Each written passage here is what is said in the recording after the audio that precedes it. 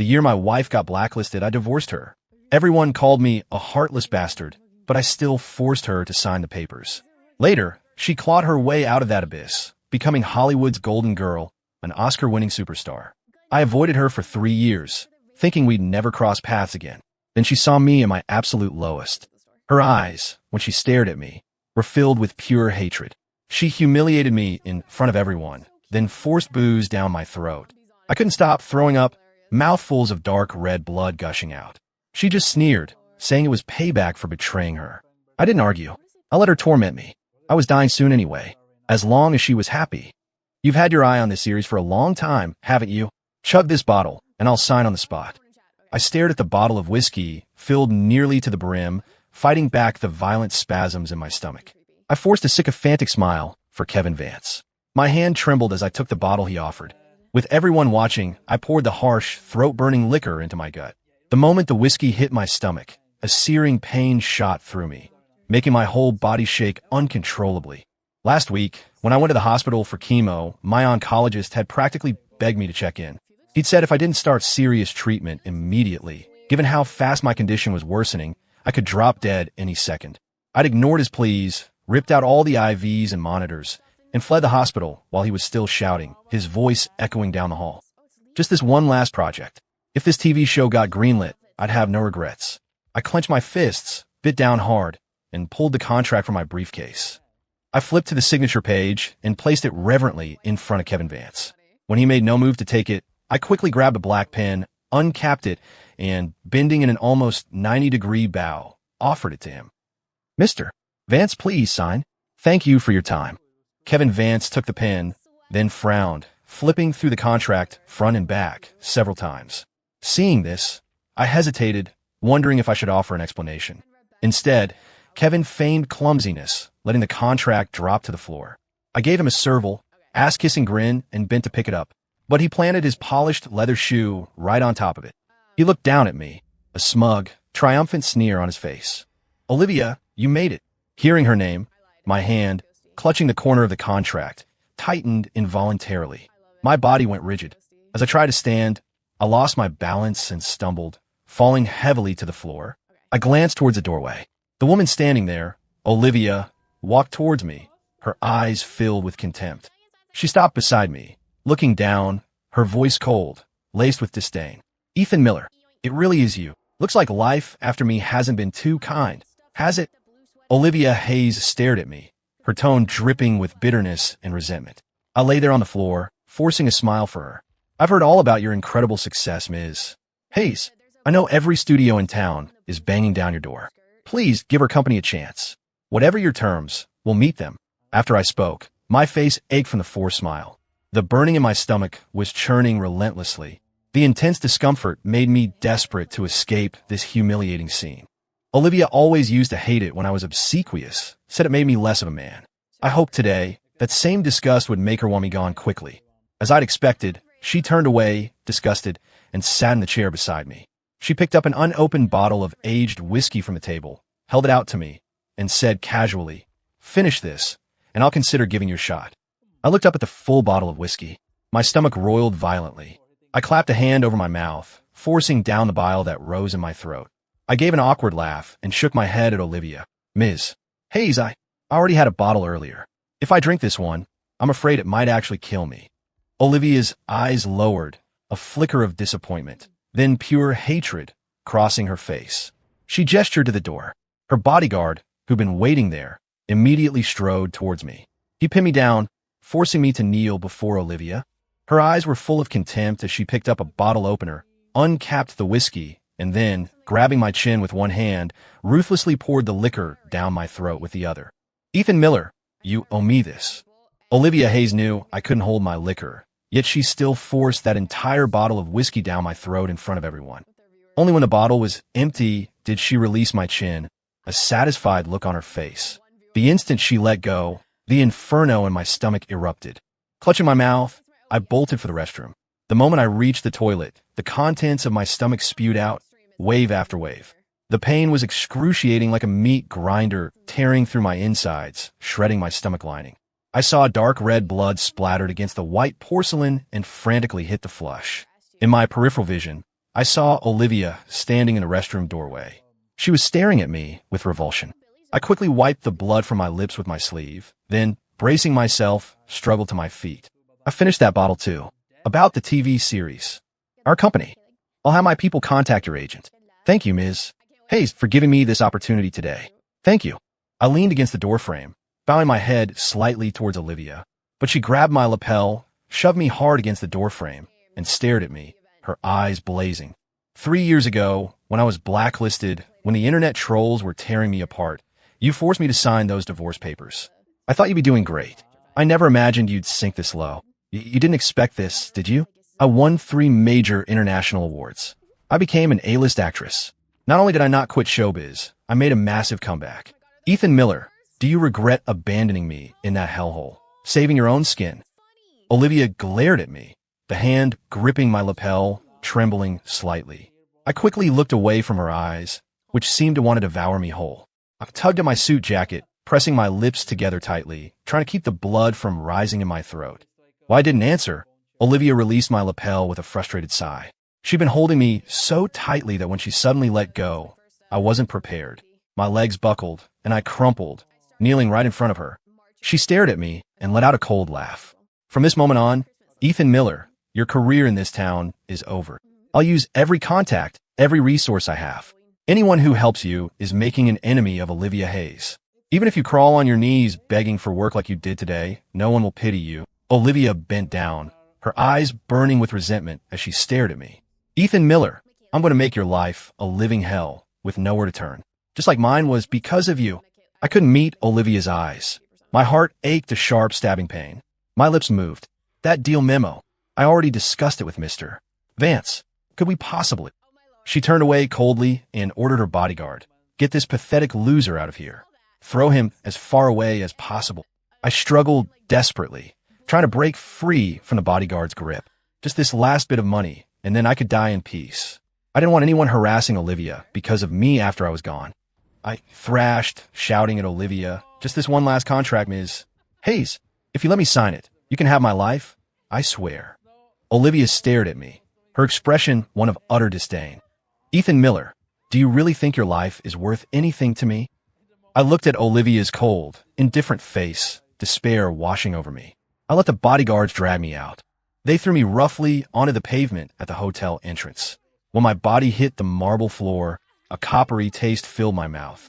Then, with a retch, I vomited a large gush of blood. I scrambled up from the ground, a complete wreck, and staggered towards the curb. I had to get to a hospital, quickly. I couldn't die yet. I still had one last debt to pay. The taxi pulled up to the hospital entrance. I jumped out as fast as I could, running on fumes, and sprinted towards the main doors. But it was too late. I died, right there on the steps in front of the hospital entrance. My spirit drifted, light as air, uncontrollably floating until I was beside Olivia Hayes. I thought she'd be heading home, but instead, she'd come to the production company. The office was dark. She sat on the sofa, eyes closed, lost in thought. A sound came from the doorway. I instinctively tried to hide behind the door, then remembered I was a ghost. No one could see me. I floated gently to Olivia's side, and we both looked towards the entrance. Kevin Vance pushed the door open, his arms laden with bags, his eyes immediately finding Olivia. That little donut shop on Maple Street was closed, so I got some from another place. Try them, see what you think. Kevin unpacked the items one by one, laying them out in front of Olivia. He carefully took out a pair of disposable gloves and handed them to her. Olivia put on the gloves, picked up a donut, and took a bite. Before she even chewed, she spat it out in disgust. This isn't right. It's too sweet, too greasy. Don't buy these again. Seeing Olivia's finicky expression, a sharp pain lanced through my heart. I wanted so badly to reach out to hold her hand, but I couldn't. I couldn't even touch her fingertips. That donut shop on Maple Street had been my favorite spot back in college. At first, Olivia hadn't liked it. I'd pestered her daily, begging her to go with me. After a while, she'd naturally come to love those donuts as much as I did. In recent years, the couple who ran the shop had gotten older. They only made 100 donuts a day. If you were late, you missed out. I was a glutton but lazy. I'd always beg Olivia to go with me the next morning, and then I'd oversleep. But every time, Olivia would have a fresh, warm donut waiting for me, the sweet smell filling the air. I knew she'd gotten up before dawn, stood in line, and bought it for me. Back then, seeing Olivia's gentle, innocent face, I'd sworn to myself I'd marry her, spend my life with her, make her happy forever. But then the production company I was running ran into trouble. To protect her career, I had no choice but to force her to divorce me. After the divorce, I found I could get up early and wait in line myself. But somehow, the donuts I bought never tasted the same. What's the difference with these donuts? Why do you only eat the ones from Maple Street? Kevin, slightly annoyed, tossed the disposable gloves onto the table. Though he tried to control himself, his hand still made a sharp sound as it hit the surface. Olivia looked up at Kevin, her voice hard and impatient. I didn't force you to go buy them. Kevin frowned, walked around the table to Olivia's side, and put an arm around her shoulder, his tone placating. Tomorrow, I'll get up earlier. I'll go to your favorite place, okay? Seeing Kevin's arm around Olivia's shoulder, a sour feeling churned inside me. But I knew she wouldn't stay alone forever. Besides, I was dead now. Olivia shrugged off his hand, turning her head away. Kevin, just go. I want to be alone for a bit. Alone? Olivia, don't think I can't see it. You just want to get back with Ethan Miller. 3 years ago, you begged me to help you manipulate his salary contracts. Later, when the company had problems, wasn't that you pulling my strings too? After the company crashed, you racked your brains trying to kick Ethan out, afraid that if you waited too long, he'd uncover your scheme and get the Millers to crush you in this industry. But you didn't expect him to file for divorce first. It was you who told me to use the Vance family's influence to blow up the story of Ethan forcing you into a divorce, making you out to be the victim in public. For 3 years, against my family's wishes, I helped your production company go public, bribed judges to make you an award-winning actress. You said that once you won, you'd marry me. Are you trying to back out now? You should know if I can lift you to where you are now, I can also make you crash and burn, lose everything. Kevin stared at Olivia, his eyes full of menace, as if trying to see right through her. I stared at Olivia, my eyes wide with shock. Everything I had endured for the past 3 years felt like it was collapsing in that single moment. I anxiously floated around Olivia, desperate for her to explain, to tell me Kevin was lying, to tell me she'd never done such things. But Olivia rose on her tiptoes, pressed her lips to Kevin's, her eyes full of a calculated allure, her voice a honeyed purr. Baby, how could I possibly want to back out? Watching their passionate kiss, I clutched my head, desperate to flee that place immediately. I surged towards the door in a rage, only to be repelled by a wall of white light. I sank to the floor in despair, uncontrollably pounding my chest where my heart should be. But I felt no pain. I couldn't even feel a heart. I covered my ears, trying to block out their sickening sounds, but it was useless. No matter what I did, I could still hear them. I slumped in the corner, memories of Olivia and me flooding my mind. I was the Millers' illegitimate son. My mother died from an amniotic fluid embolism during childbirth, bleeding out. The Millers had always treated me harshly. Most people didn't even know I existed as their son. From a young age, I knew the Millers wouldn't give me a dime. If I wanted a decent life, I had to make it on my own. Right after college, I started my own business. I'd set my sights on the emerging market of short-form web series.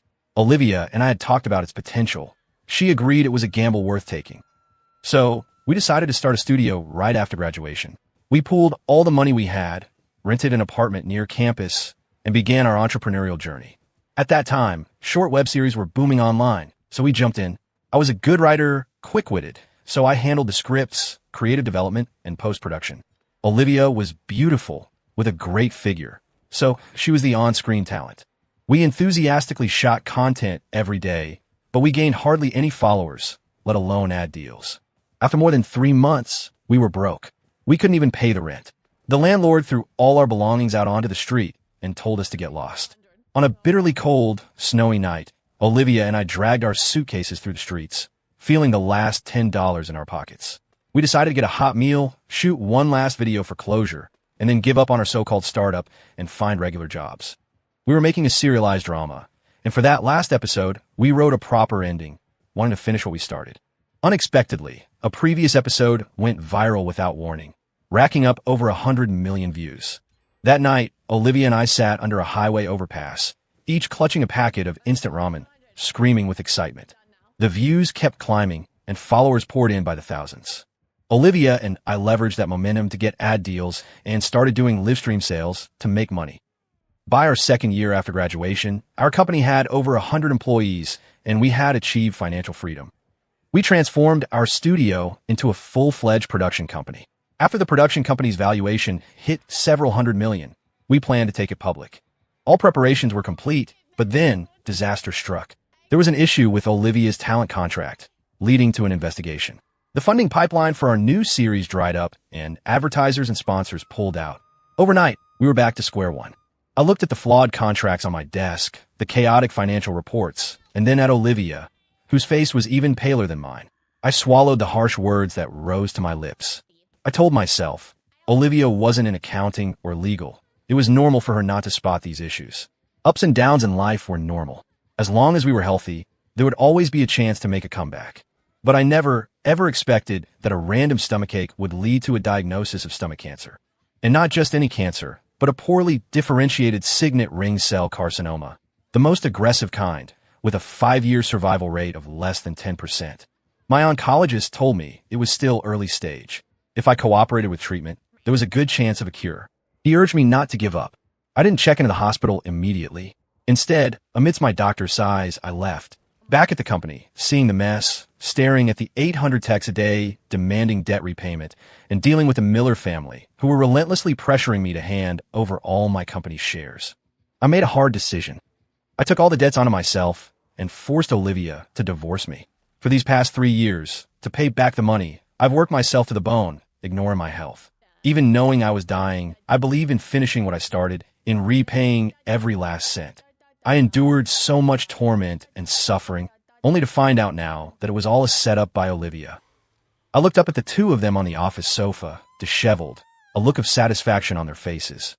I felt so sick I wanted to tear them apart. Kevin was nuzzling Olivia's neck. When we get married, I want Ethan Miller to come. Kevin's words were cut off by Olivia's phone ringing. She answered it, her expression instantly turning grave. She grabbed her coat and ran out. You're lying to me. How could Ethan Miller be dead? The morgue at night was vast and eerie, a chilling place that made your skin crawl the moment you stepped inside. Olivia had arrived in a hurry, even putting on her coat on the way. One of the crystal buttons, with its Chanel logo, was still misbuttoned. Her waterfall of dark hair, though she tried to smooth it down in transit, still looked messy. She stood silently beside my body, head bowed, lost in thought. I floated beside her, my gaze following hers to the pale, tragically still form of myself on the refrigerated slab. When I died, I must have hit my face on the marble steps because there were several fresh cuts, though the blood on them had already dried. I frowned in disgust. That Dr. Carter was so careless. Couldn't he have shown a little end-of-life compassion and wiped my face, made me look a bit more presentable? Then again, I sighed. Over the past 3 years of sporadic treatment, I'd already racked up a considerable medical bill with Dr. Carter. I planned to pay off all my debts, then work hard to earn enough to pay him back too. Poor Dr. Carter stuck with a patient like me. Olivia, who had been standing motionless beside me, slowly took a step forward. She stared at me for a long moment, then suddenly burst out laughing. Ethan Miller, are you trying to get back at me? I only made you drink 1 bottle of whiskey, and now you're here, playing dead to scare me. Do you think I'd fall for such a pathetic act? Olivia yanked me up from the refrigerated slab. She gripped my shoulders tightly, her eyes blazing with fury as she stared at my lifeless face. Ethan Miller, I'm warning you, stop this charade. Even if you really are dead, I won't claim your body, and I certainly won't arrange your funeral. All these years, don't think I didn't know what you were up to. Publicly, you cut ties with the Miller family, but secretly, you've been in contact with them all along. You just wanted to use our production company as a stepping stone back into the Miller fold. That's why I teamed up with Kevin Vance to mess with the company. The company was my life's work, my only chance to break free from my past and climb the ladder. I want to be famous, to be at the top of the food chain in Hollywood. I couldn't just stand by and watch you hand it over to the Millers. Seeing Olivia's resentful expression, my eyes widened in shock. So, she'd been wary of me all along. When the company first started to take off, the Millers had indeed contacted me frequently. They had discussed merging our company with theirs, but I refused every time. Later, they tried to threaten me, using my mother's recovered belongings as leverage, demanding I cooperate quickly, or they wouldn't let our company off easily. Seeing the Millers' ugly greed, I fought back. Our company did suffer serious setbacks during that period. The reason I never told Olivia was because I didn't want her to worry, didn't want her to act rashly because of the Millers and offend them. More than anything, I didn't want it to affect her focus on her acting. I never imagined she knew all along, and even twisted my meetings with the Millers into evidence that I was trying to suck up to them. She never even asked me. She just directly conspired with Kevin Vance to frame me. I truly never thought that the woman I loved most would, after we'd made it, spend her nights suspicious of me. Suddenly, there was a noise from behind. Olivia laid me back on the refrigerated slab, tugged at the hem of her coat, and glanced over her shoulder. Upon seeing Dr. Ben Carter in his white coat, she scoffed, then pointed at him, her expression a mixture of emotions. "You're my ex-husband's attending physician, right? Come here and look. Isn't he just faking death to mess with me?" Dr. Carter violently shook off Olivia's hand and pointed at my body, glaring at her fiercely. "I'm Ethan Miller's oncologist. We found a large amount of alcohol in his system. I've already contacted the police, and they've opened an investigation. The police have confirmed with hotel staff that Ethan Miller was maliciously forced to consume a large quantity of hard liquor shortly before his death, which directly caused his condition to deteriorate and led to his sudden demise.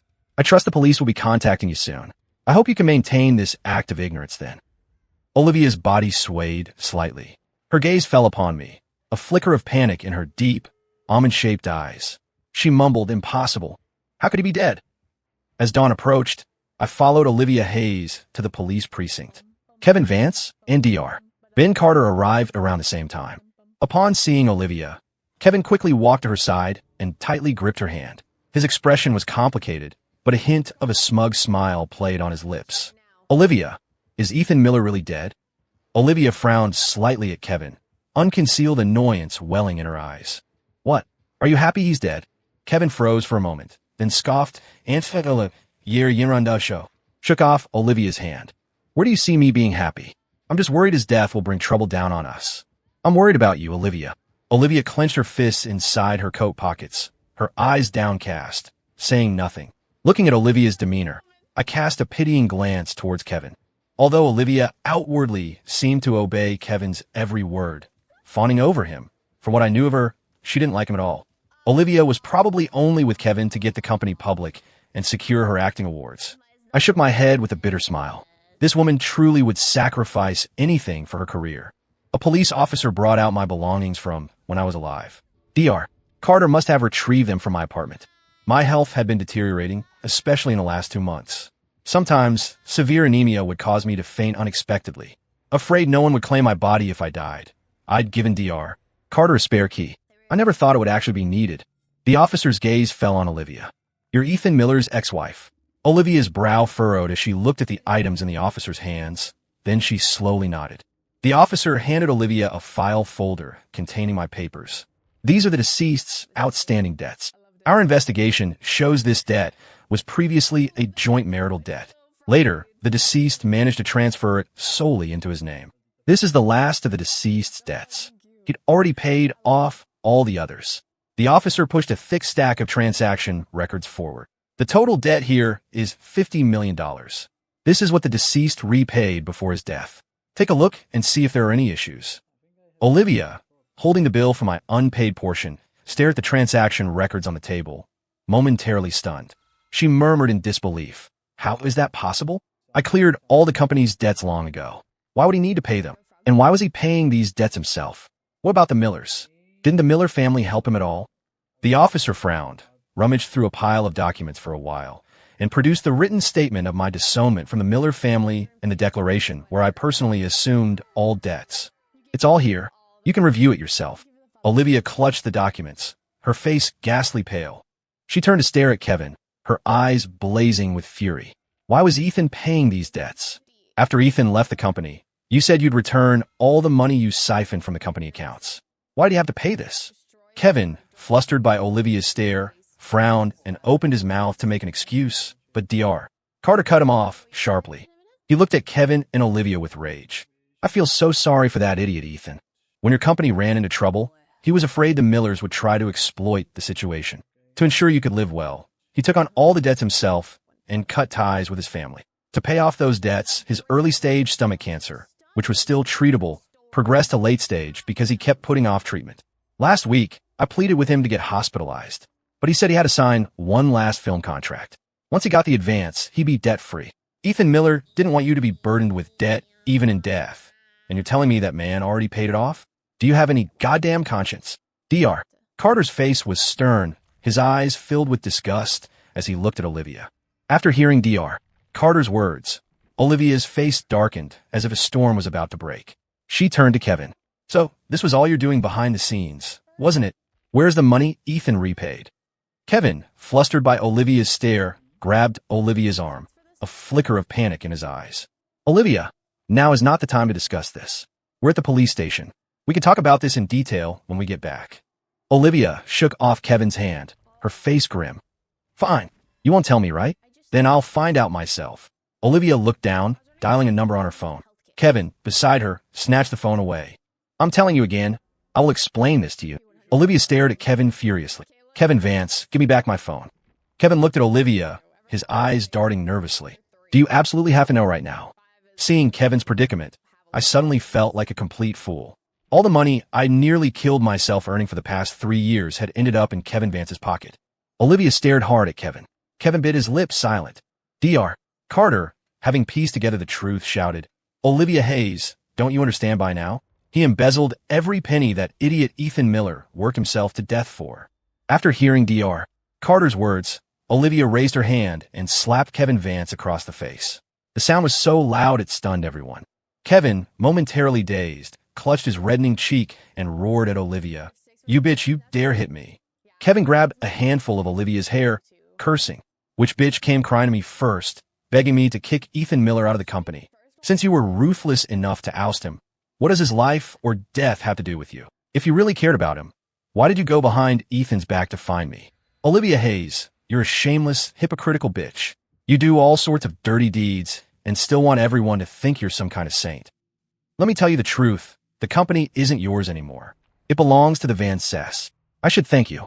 You're terrible at running a business, but too arrogant to admit it. Otherwise, I wouldn't have been able to snatch such a huge, profitable production company in just 3 years without spending a dime. The police officers standing nearby started to move forward to separate them. Dr. Carter quickly rushed over and whispered to the officers, keep listening. There's definitely more to this. Their company's taxes might even be fraudulent. The officers hesitated, retracting their steps. Watching Dr. Carter stand up for me, I lower my gaze, and a faint smile touched my lips. These past 3 years, Dr. Carter was the only one who'd been genuinely kind to me. Olivia, incandescent with rage at Kevin's words, kicked him hard in the knee. Kevin stumbled, lost his footing, and fell to the ground. Olivia glared venomously at Kevin, who was sprawled on the floor. What did you say? I trusted you so much, and you even screwed me over? Kevin sneered, scrambling up from the floor, intending to grab her hair again. Olivia, likely pushed to her limit, started fighting Kevin like a woman possessed. Watching the two of them brawl, I sighed helplessly. When they were lovey-dovey, they conspired to destroy me. Now that they were at each other's throats, they fought with such shameless abandon.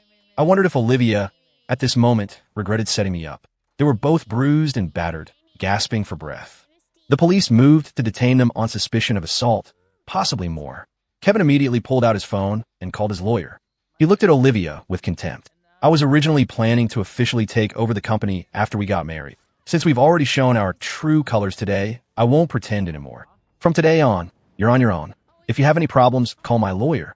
Olivia watched, stunned, as Kevin left with his lawyer. She stood there, biting her lip, dazed for a long time. Then she turned to Dr.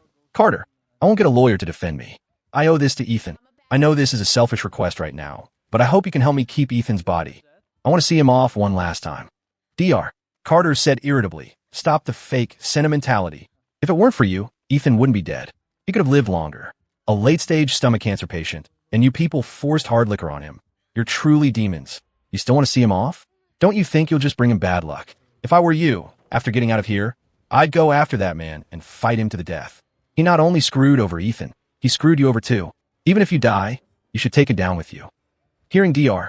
Carter's words, I want to punch him. What was wrong with this guy? I was already dead. No matter how I died, he shouldn't be inciting Olivia to seek revenge on Kevin. Olivia looked at Dr. Carter despairingly, her lips moving, but not a single word came out. Dr. Carter rolled his eyes, turned, and walked out. I floated out after him. But when I reached the precinct entrance, I was once again snapped back to Olivia's side. Because I was a terminal cancer patient, and Kevin Vance paid a hefty sum as part of some settlement or plea, the police only detained Olivia Hayes for 3 days. The first thing she did after leaving the police station was to go to the hospital to find Dr. Ben Carter. Dr. Carter couldn't hide the disgust in his eyes when he saw her. Olivia Hayes, Did you not understand what I said the other day? You're not welcome here. Olivia mumbled. I know I was wrong. I'm sorry, Ethan. I just want to see him one last time. Please, I'm begging you. Seeing Olivia's tormented expression, I frowned and looked at Dr. Carter. Just let her see me. Let her get this closure so I can finally leave. I really didn't want to stay by her side anymore. These 3 days she was in custody, I felt like I'd never really known her. 3 years had twisted her into this. The vibrant, cheerful woman she once was had vanished. In her place was someone volatile and quick to anger. I even suspected she might have developed some kind of mood disorder. If I stayed near her any longer, this unhinged woman would scare the soul right out of me. Dr. Carter sighed, took out a key, and led Olivia to the columbarium where my ashes were kept. Go see him. After you're done, remember to avenge Ethan Miller. Olivia didn't speak, just hurried inside. Dr. Carter shook his head and turned to leave. Olivia stared at the urn containing my ashes and then, with a thud, fell to her knees. She knelt on the floor, wailing, her voice choked with sobs. Ethan, I was wrong. I shouldn't have distrusted you. I shouldn't have been so greedy. These past 3 years with Kevin, I haven't been happy at all. You know me. I'm terrible at hiding my feelings. Everything shows on my face. Olivia lay helplessly on the floor, crying her heart out. She got up and carefully cradled my urn. I should have investigated what was really going on between you and the Millers. At least I should have asked you if it was true. But by then, I was already with Kevin. He deliberately stirred things up, made me push you out. Only then would he help me bribe the judges, help me win those awards. I got carried away, believed him. I never thought I'd fall for his scheme and cause you so much. If I had known earlier that you had cancer, I definitely wouldn't have done that. Ethan, I will avenge you. Even if it costs me my life, I will get revenge for you. As Olivia spoke, she scrolled through various spreadsheets on her phone, then exported them one by one into a document. She sent the compiled document to a web address. It looked like the IRS website. Then, Olivia said many more things about her regrets and how sorry she was. Seeing her remorse, I shook my head with a bitter smile. Since she chose to betray me back then, what good was regret now? The moon was out when Olivia Hayes finally left. She had her driver take her directly to Kevin Vance's house. The main door to Kevin's house was open, as if he were expecting her. After Olivia entered, Kevin said disdainfully, "Back so soon? I thought you'd give me the cold shoulder for much longer. Turns out I overestimated you. I've laid out some clothes for you. Go change into them, then kneel before me, beg for my forgiveness. I might consider keeping you around as my plaything." Olivia sneered at Kevin. "In your dreams. I've already called the shareholders. My shares are still mine. This idea that the company has become yours? You must be dreaming." Kevin laughed triumphantly. "Me dreaming? I'm the majority shareholder, the legal representative. All the film rights are under my name. You signed all of this yourself, remember? I just haven't announced it yet. Of course, those idiots at the company don't know." Olivia clenched her fists, glaring at Kevin, her body trembling. "Impossible. I never signed anything like that." Kevin stood up, staring at Olivia with a wild, arrogant laugh. "Do you remember how you tricked Ethan Miller? He trusted you so much. You could hand him any contract, and he'd sign it without a second glance. I just used the same playbook. Olivia Hayes, you truly are heartless. Ethan Miller was so good to you, even split the company shares with you 50-50. You're just insatiable, aren't you?" Olivia stared at Kevin, enraged, shaking all over. "I'm calling the police. This is fraud." Kevin raised an eyebrow, laughing loudly. "Go ahead, call them. Let all those people who were so righteously cursing Ethan Miller for your sake back. Then see just how you bully people." After Kevin spoke, Olivia grabbed a fruit knife from a nearby bowl and lunged at him. "I didn't come here tonight planning to leave alive. I'm going to avenge Ethan Miller. I'm going to kill you. You're going to die." My heart lurched as I saw the fruit knife in Olivia's hand. Kevin, seeing her coming, tried to dodge, but Olivia was too fast. The knife plunged into his chest. "Help! Murder! Call an ambulance! Quickly!" Kevin screamed at his housekeeper. When the housekeeper rushed in, Kevin was slumped on the sofa, blood pouring from the wound in his chest. Olivia spat in Kevin's face. "This is all your fault. You drove a wedge between Ethan and me. You deliberately got close to me to slander him. I wronged Ethan, and you wronged him too. And you actually had the gall to think your Vance family could take over our company." Olivia burst out laughing. "Kevin Vance, dream on. I've already submitted the evidence to the IRS. Let's go to hell together." Olivia threw her head back, her laughter chilling and grotesque. She pulled the knife from Kevin's chest and plunged it forcefully into her own. She lay on the floor, dying, her gaze fixed on the diamond ring on her ring finger. Ethan, wait for me. I'm coming to apologize to you now. When we get to the other side, we'll be together again. This time, I promise, I'll only love you. After Olivia died, my spirit suddenly felt lighter. To prevent ever encountering her again, I desperately floated upwards. In this life, you can love the wrong person once, but not 3 or 5 times. Taking a wrong turn might be bad luck, but repeatedly jumping into the same pit is just asking for it. When I had floated high enough, a dazzling white light suddenly flashed before my eyes, and then I completely vanished. Olivia Hayes, goodbye, and good riddance.